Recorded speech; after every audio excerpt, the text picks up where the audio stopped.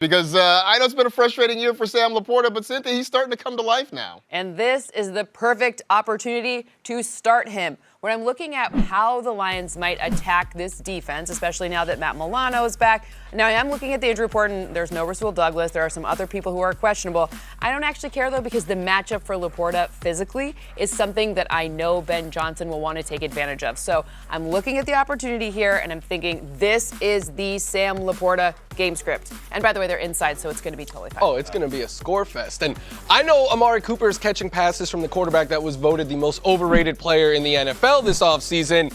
And myself and everyone else this week is talking up Khalil Shakir. Josh Allen voted most overrated. I don't know how. By the players. I don't know.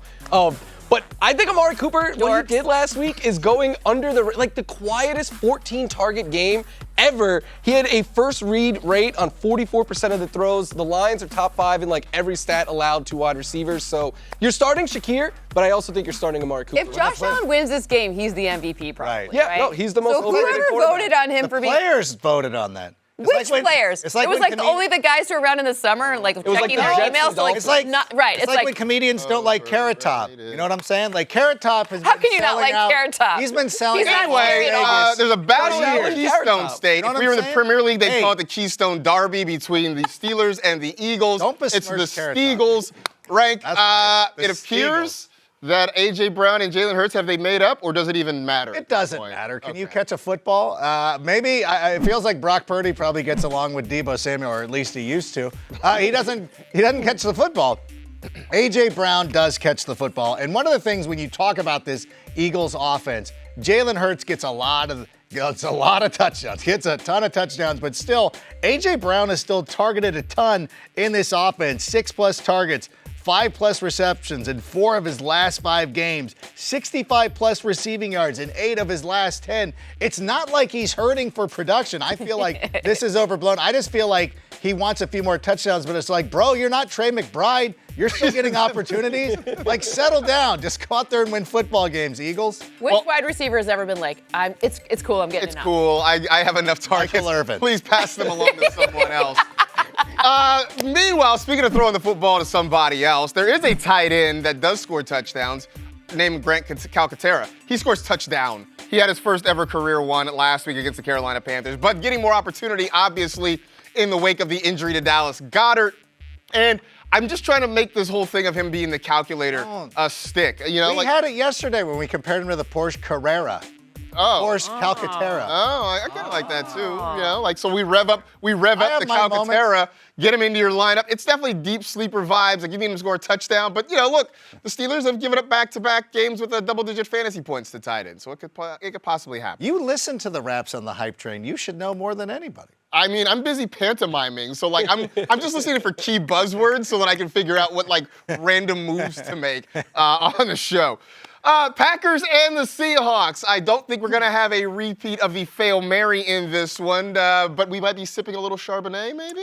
A fine Charbonnet, if you will. A Zach Charbonnet, who even if anyone else is playing, right, as in the other running back there, we're not even talking about him because I want you to start Zach Charbonnet. I think we saw the explosiveness that this offense needs to keep any potential pressure away from Geno.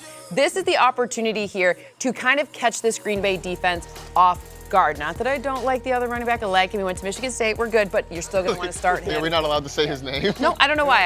I made that rule. He who shall not be named. He's Voldemort No, now? He's not Voldemort. He could be like a vulture, though, and steal a touchdown, so I'm not saying it. He's stealing touchdowns down from Zach Sharp. That's where we've come now. Yep, that's how far we've come. Well, you know what? Let's talk about the Packers wide receivers and the B-side player I'm going with this week. We got to pick one of them.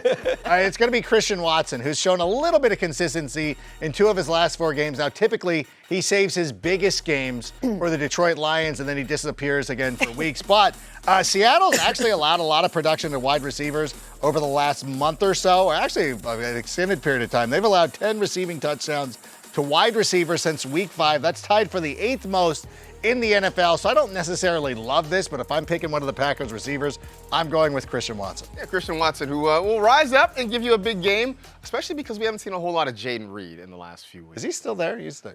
He's still on the once in a team. while. Yeah, he gets a lot of cardio in. Here we got the Dolphins and the Texans, and ranked Tua Tagovailoa has been on a little bit of a heater the last few He's weeks. been great. You know what? As a matter of fact, I'll go so far as to say start Tua Tagovailoa against the Houston Texans.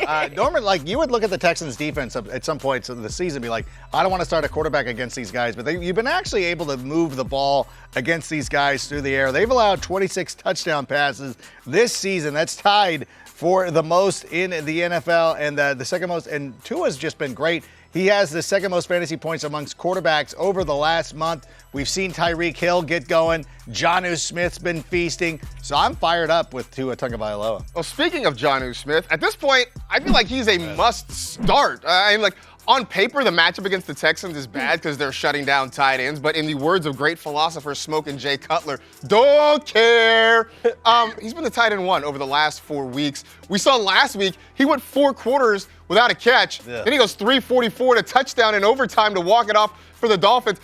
The other part of this is, and some of you may know this, our own researcher and podcast co-host Laquan Jones has made a bet that if Jonnu finishes as a top 5 tight end, he's going to have to dye his hair blonde. Thanks to our own Cam Wolf, Jonnu is now aware of this bet. He laughed for a good 10 seconds and says, oh yeah, he's going to have to dye his hair. Laquan has decided strawberry blonde. Strawberry as well. blonde. So Like be Butch prepared. Reed? He loves strawberries and he has to dye blonde. I mean, I thought he should go maybe more of the Cisco route or the Dennis Rodman route. But He can't do red, though, because he is not a red fan. No Chiefs, none of that Yeah, stuff. that's He's true. a Chargers fan. He's a Manchester fan. He is a Manchester United fan. I Okay, guess well, at that's least sort of there's what- that. Either way, start Jonnu Smith. That's sort of the whole point of this whole thing. Next and up, Laquan's going to be blonde. we got the Bucks and the Chargers. We played right on the other side of that wall. Not exactly on the other side of the wall, but across the street there at SoFi Stadium. And Florio, look, I know we're sort of waiting to see what Ladd McConkey's situation is. He's been a little bit banged up, but you still believe in Justin Herbert. Huh? It might not be right next door, but I'm pretty sure if we set that side, I could throw a baseball and hit SoFi. I don't think you. I think I could. I have confidence in my I own. think it's further than you think. Wait, hold on. maybe. I Like a want to 5 iron make for this me. a challenge. We will make this a video You for can't NFL bounce it. fantasy. I won't. I'll try. Round level. Yeah, I'm down. We're just talking about getting over the fence or hitting It's the wall. further Hit the than you stadium. think. Okay. All right, Justin Herbert. could. Because Justin not only Herbert Bring could out throw my it in. scope. has he been playing better as of late, the Bucks. 5 of their last 7 games, they've allowed a top 8 fantasy quarterback. The exceptions, Tommy DeVito and Aiden O'Connell. I don't think Justin Herbert is going to join that group. They've allowed the most fantasy points. And yeah, before the last 2 divisional games, he was lighting it up. So I'm still trusting Justin Herbert in this great matchup. And I can hit SoFi with a baseball. I think I could with a 7 iron. Yeah, I think it's Yeah, it might be I further think than you much realize. farther. It's It much probably- further than you realize. I'm gonna be able to start both of these Buccaneer running backs. If they're healthy and they're ready to go, I'm gonna start them, both Bucky Irving and Rashad White. It's a little bit apprehensive with Bucky Irving. It's a little unnerving starting Bucky Irving. La-di-di-do. You knew I was gonna do it. Here's my thing though. Rashad White came through in clutch last week, and so that's been pretty good. The Chargers have allowed the 3rd most rushing yards to running backs over the last month. They've allowed 3 rushing TDs in the last 3 games. I think what you're starting to see is that the schedule for the Chargers is getting a little bit more robust, and some of these better teams are able to run against them. I would say the Buccaneers, one of those better teams. So Yeah, I I feel would like trust them. first half of the season, they weren't really tested on the ground. Yeah. Pretty much since that Ravens game. Runs out of the shotgun, baby. Look up the stats. That is not a great spot Can you for just their tell me? defense. I don't want to go look it up. They're vulnerable to it. Okay. Okay, there it is. Thank you. Moving on to the Chiefs and the Browns. We have talked about Patrick Mahomes on this show more this year than maybe any other year because it hasn't just been a lock that you're automatically starting him. He kind of got hot for a little bit. Are we starting him this week against Cleveland? Well, it's going to be cold there and potentially snowy, so I am a big beware in this one. We had a guy named Tim Drawbridge was the weatherman in mid-Michigan, and he would say, remember him.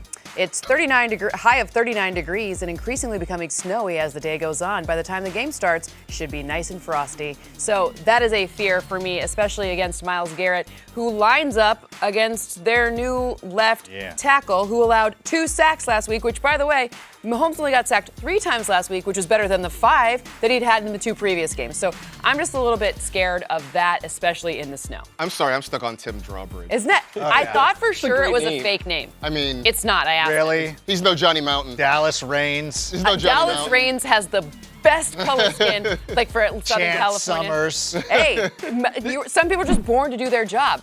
Weather might be the only thought thing that people could said that about stop my this last guy. Because right now, Jamar Chase and Jerry Jeudy with Jameis Winston are the two best wide receivers walking the planet. And I know a lot of you at home might be like, oh, he's joking. No. With Jameis Winston, Jerry Jeudy is averaging 21 fantasy points per game. Only Jamar Chase has averaged more this season. Chiefs' second most yards to wide receivers since week 10. Browns are going to have to throw the ball. The only concern I have with Jeudy is weather.